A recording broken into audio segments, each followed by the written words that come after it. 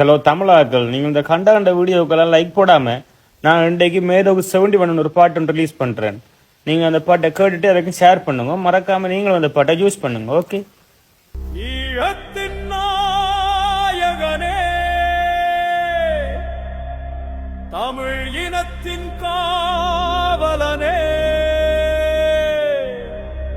மேதகுவே எங்கள் தலைவனே,